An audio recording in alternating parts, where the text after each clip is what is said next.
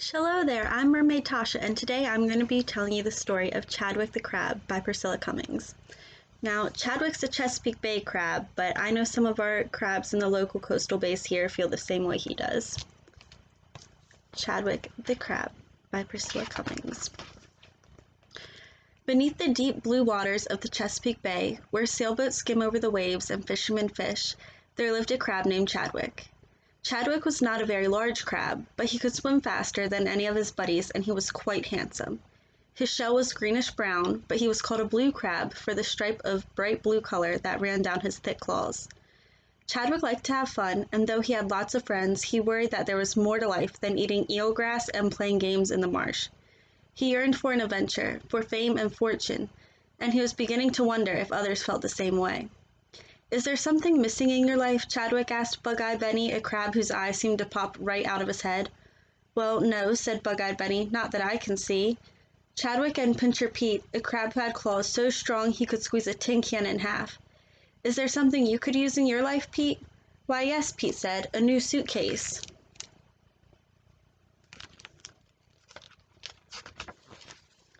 "A suitcase?" Chadwick looked confused.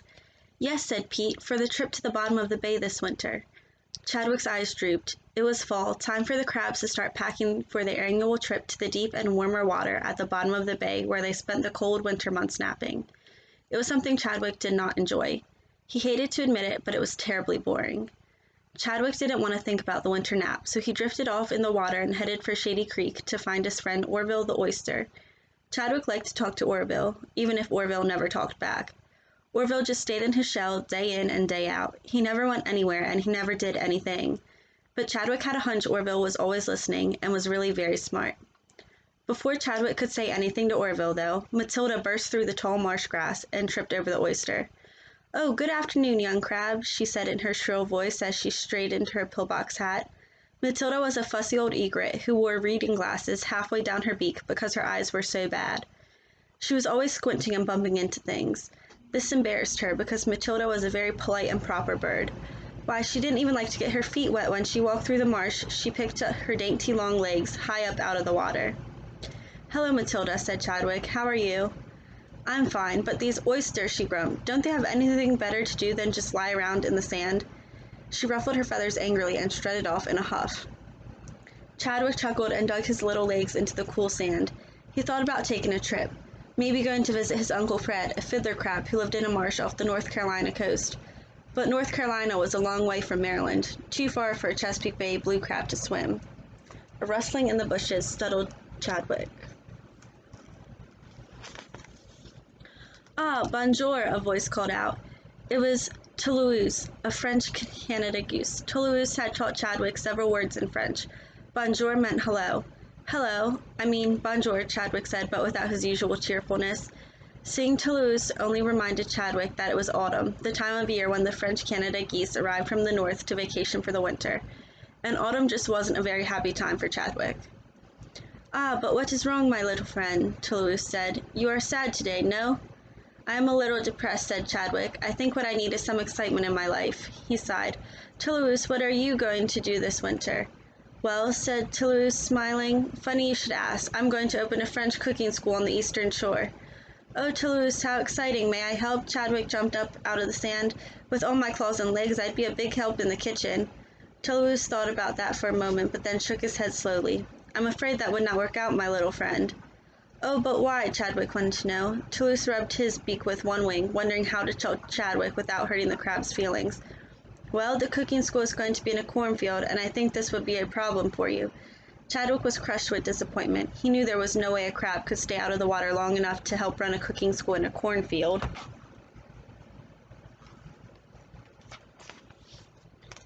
"Good luck anyway, Toulouse," Chadwick said.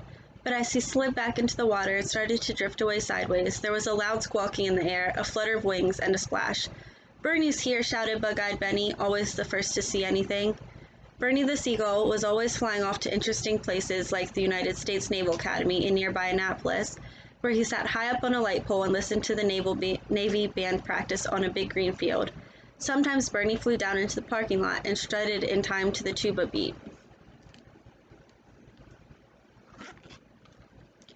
Where are you flying in from today? Chadwick asked. The crabs love listening to Bernie's tales the way little children enjoy hearing bedtime stories. I've just come back from Baltimore, Bernie said, shaking the water from his wings. Ma, you should see what they have up there. Like what? Chadwick asked. He couldn't imagine what a big city was like. Well, I had a wonderful lunch for one thing, said Bernie, who loved to eat. Today I had 2 French fries and some chocolate chip cookie crumbs. It was delicious. Then what? Bug-Eye Bunny asked. After lunch, I flew to the top of a tall building called the World Trade Center, and I looked out over the harbor, said Bernie. I even flew close to the aquarium and peeked in through the big glass windows. Chadwick was confused. What? Aquarium, Chadwick. You know what an aquarium is, don't you? Bernie shook his head. He was always explaining things to the crabs. An aquarium is like a museum where fish and sea animals live, said Bernie. Every year, thousands of people go to see them there and learn about how they live. What does the aquarium look like? Chadwick asked. It's a big building with a pointed roof, said Bernie. And at night the aquarium is all lit up with colored lights, just like Broadway. Wow, Chadwick closed his eyes tight, imagining life in the aquarium. I'll bet the crabs there don't have to sleep all winter. Chadwick had an idea. He would swim to Baltimore and live in the aquarium.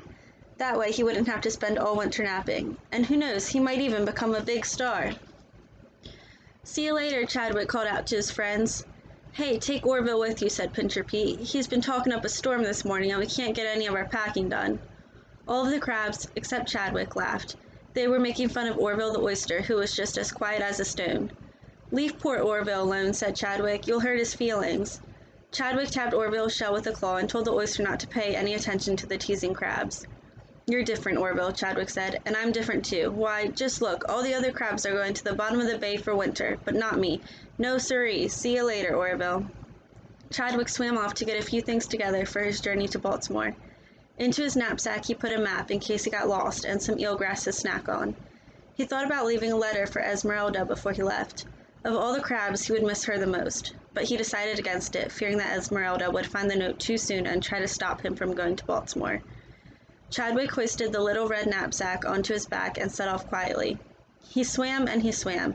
He swam until he was so tired he couldn't move. He settled onto a rock to rest and soon fell asleep. A stream of bubbles woke Chadwick up. When he opened his eyes, he was facing a captain in the Bluefish Patrol, the police fish of the bay. You look lost, little crab, the bluefish said in a gruff voice. Where are you from? Shady Creek, Chadwick said, backing up and nearly falling off the rock. Well, you're a long way from Shady Creek. Chadwick swallowed nervously. I'm on my way to the aquarium in Baltimore, he said, where I'm going to live. The aquarium? Ha ha ha, the bluefish laughed. Don't be silly, they're not going to let you live there. Not you, a common crab. You'd better listen to me and get on home. Oh, but please, I have to get to the aquarium, Chadwick pleaded. Come along, you're going home, the bluefish ordered. Chadwick knew he had to obey.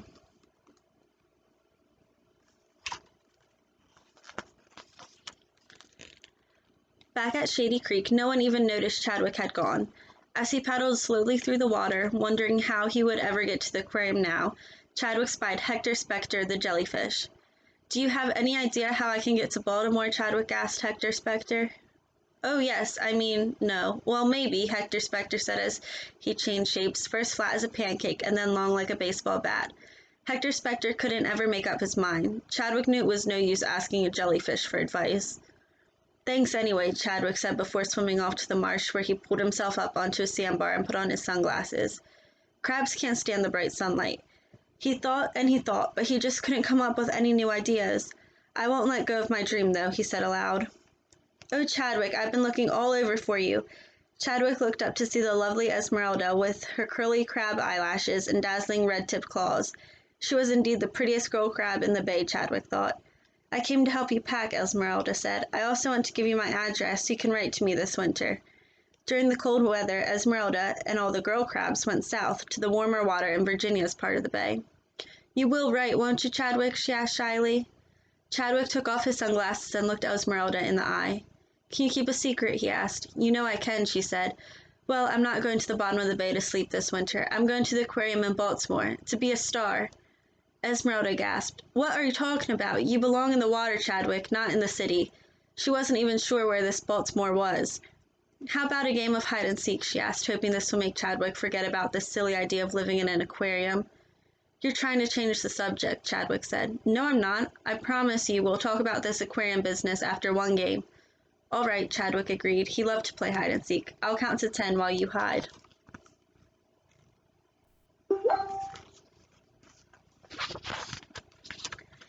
Chadwick dug himself into the sand and began clicking his claws. 1, 2, 3. When he reached 10, he swam off to find Esmeralda. She certainly found a good hiding spot this time, Chadwick said as he looked under a sunken rowboat. Suddenly, Chadwick heard Esmeralda scream. Help, she cried. Chadwick swam as fast as he could through the water. When he saw her, she was caught in a large wire cage that was being pulled up out of the water to a boat above. Oh no, Chadwick shrieked. He knew that crabs hauled aboard boats like this went to restaurants, where they were steamed and eaten. Chadwick grabbed onto the edge of the cage with his claws. He wasn't about to let anything happen to Esmeralda. As long as they were together, Chadwick would find a way for them to escape. A big man with a thick beard and shiny black rubber gloves on his hands hauled the cage aboard a long, low workboat. The crabs blinked in the bright sunlight as they were dumped into a basket. Now what are we going to do? Esmeralda sobbed. We're going to be steamed and eaten. Chadwick snapped his claws angrily. No, we're not. We'll find a way out. Meanwhile, Bernie the seagull was on his favorite bell buoy with his binoculars watching the boats go by. He saw a workboat approaching and decided to fly over it in hopes of getting a handout from the waterman. Bernie never stopped thinking about food. Just as Bernie looked down from the sky, Chadwick looked up. Bernie, help us! Down here on the boat, Chadwick called out.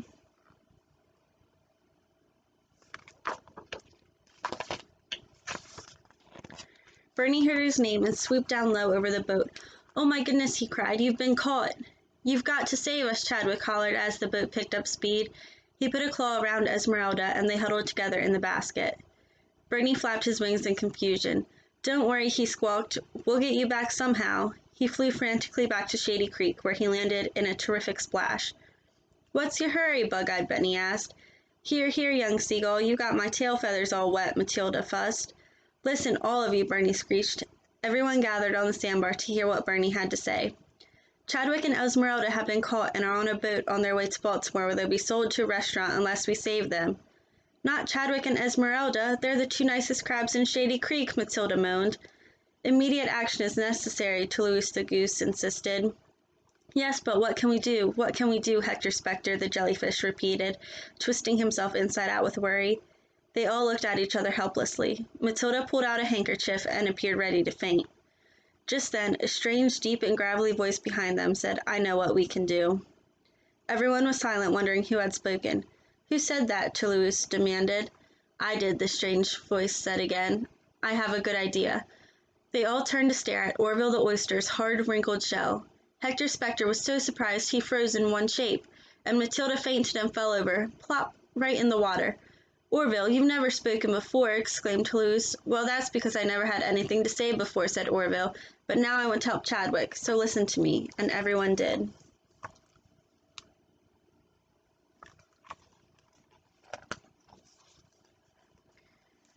Bernie, I know you collect all kinds of things, said Orville. Do you have anything we can use for a long ladder? Bernie the seagull paced back and forth, thinking. All I have are some short pieces of string and a big pile of soda can pop tops. You know those metal tabs people pull off the tops of their sodas and carelessly throw away? Great, shouted Orville. Go get them. We're going to build the best crab escape ladder you ever saw. Bernie and Toulouse flew off to get the pop tops while Bug-Eyed Benny waved Matilda's hat under her beak, trying to revive her. When the birds returned with the metal rings, Orville gave more directions. Now, Pincher Pete, you got the strongest claws, so you bend the pop-tops through one another to form a long chain. Quickly, we've got to work fast. The birds and crabs formed an assembly line, and when they finished, Bernie coiled up the pop-top ladder and draped it around Toulouse's long neck. Orville was still giving orders. Toulouse, you and Bernie will fly to Baltimore and find that boat, and then drop this ladder down to Chadwick and Esmeralda from the air. When they grab onto it, lift them out of the boat, and they can drop back into the water. That's a brilliant idea, said Matilda, who was awake and sitting up now. Good luck, the crabs called out, waving their claws in the air as Bernie and Toulouse flew off. Matilda held up her hat, and Hector Spectre was so excited he split in two.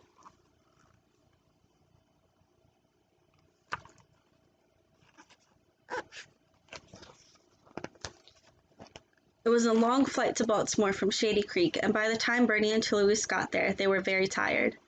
I don't see them anywhere, Bernie said as they glided over the city harbor. Below them, people were walking along the waterfront at Harbor Place, taking pictures and eating ice cream cones. Not far away was the aquarium that Bernie had talked about. A long line of people waited to get inside. "There's a boat coming in over there," said Bernie as he peered through his binoculars at an incoming workboat. His beak fell open. "That's the one."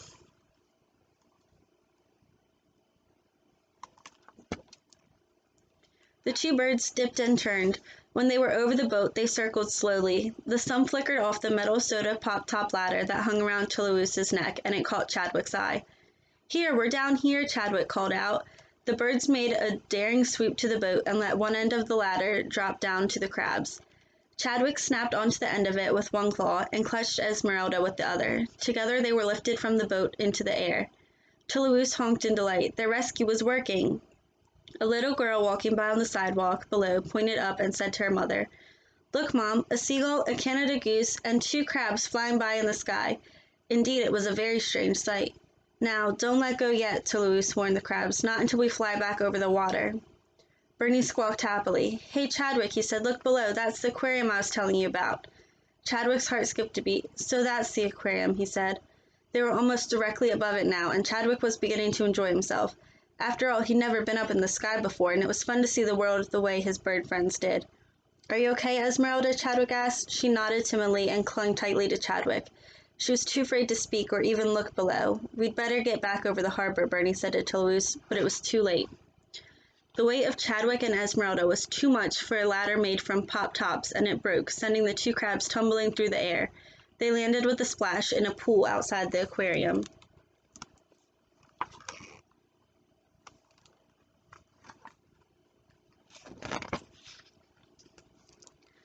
Chadwick turned to Esmeralda as they sank beneath the water. "Don't worry, we're at the aquarium. Everything is going to be fine." But Esmeralda wasn't so sure. "There was a sign up there and it didn't say aquarium, Chadwick." They paddled back up to the surface and peeked above the water to read the sign. "Seal pool," Chadwick read aloud. "Well, for sure we don't have to worry now. At least it's not sharks." "But what's a seal?" Esmeralda wanted to know. "A seal? Chadwick didn't really know. There weren't any seals in the Chesapeake Bay. "Maybe that's a seal," he said, and nodded towards the big black animal swimming towards them. "Pardon me, are you a seal?" Chadwick asked politely. But instead of answering, the seal picked the 2 crabs up on its nose and tossed them way up in the air, where they turned over and landed with a thump on the dock outside the pool. "Quick, over here," Chadwick said to Esmeralda as he scrambled beneath a hot dog cart. From there they could see the end of the dock not far away. The door to the aquarium was in the other direction. "Come on, Chadwick, let's run for it," Esmeralda urged, eager to go home. But Chadwick was thinking. He shook his head slowly. "No, Esmeralda," he said, "I think I'm going to stay." Esmeralda was shocked. She didn't understand. "But Chadwick, this is our chance." "Calm down and listen," Chadwick said. "This may be our chance to go back to the bay, but it's my chance to get inside the aquarium where I can be somebody. A dream come true." A tear rolled down Esmeralda's face, and she wiped it away with her claw. "Oh, Chadwick, I'll miss you." "I'll be home to visit, I promise," Chadwick said as he took her 2 claws in his. "You go on now, quickly." A man was approaching, and Esmeralda was scared to death of humans. She reared up on her back legs. Then, quick as a flash, she scurried to the edge of the dock. She turned once to wave with her claw, and then jumped backwards into the water. When Chadwick heard her splash, he knew it was his turn to run. His little legs clicked across the wooden dock, and before anyone noticed, he was through the door, where he jumped into the first thing he saw, a bucket near a closet. There was water in the bucket. Chadwick sank beneath it and stayed there until closing time. Then, when it was dark, he crawled out and carefully made his way further into the aquarium.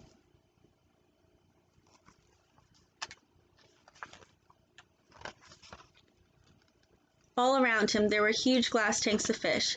There were longfish and shortfish, yellowfish and silverfish. There were redfish with white stripes and whitefish with red stripes. There was even a sand tiger shark. "Goodness, I've never seen so many different fish," Chadwick said, his eyes wide with wonder. This was truly his grandest adventure he could ever imagine. He took the escalator to the 2nd floor and looked around there too. Gazing up at the wide glass roof, he blinked his eyes in surprise. "Bernie, Toulouse, hey, I see you up there. Can you see me?" Chadwick hollered at the top of his lungs. The 2 birds were perched on top of the roof. Bernie was looking through his binoculars into the aquarium to make sure Chadwick was all right. They waved with their wings when they spotted Chadwick. Although it was fun to explore the aquarium, when sunlight began to filter through the glass roof, Chadwick worried. He didn't want someone to find him and throw him back into the bay, so he returned to the first floor and crawled back into the bucket to figure out his next move. He wasn't there long before a janitor walked by. "My heavens," he said, "a crab in my cleaning pail. How in the world did you get out of your tank?" And with that, the janitor picked up the bucket and dumped Chadwick into a nearby crab exhibit, where he floated to the bottom of what was to be his happy new home. That very same day, Chadwick showed off his sideways swimming talent to a group of school children who clapped their hands in delight. Later, he swam upside down and snapped his claws for them.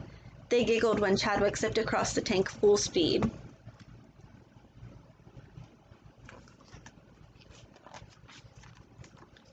It was the beginning of a glorious new life for Chadwick, who soon became one of the most popular attractions at the aquarium. He even had his picture in the newspaper one day. Bernie picked up a copy of the newspaper from a park bench and took it back to Shady Creek to show the others. "I'm proud of Chadwick, my little friend," said Toulouse. "He's the first crab I've known to have his picture in the newspaper." "That's Chadwick? It doesn't look like Chadwick," Matilda complained, squinting as she examined the picture. "You just can't see," Bug-Eye Benny said, snapping the picture with one claw. "Let me look." Hector Spector, as usual, couldn't make up his mind whether it looked like Chadwick or not, and Orville Oyster didn't say a word. "Oh, it's Chadwick, all right," said Esmeralda, who had managed to make it safely home after a very long and exhausting swim. "And I know he's happy there. He told me that was where he wanted to be more than any place in the world." Indeed, Chadwick loved his new life, and he was so relieved he didn't have to sleep all winter. As for Chadwick's friends back in Shady Creek, they were happy too, because knowing Chadwick at the aquarium was, well, like knowing a movie star.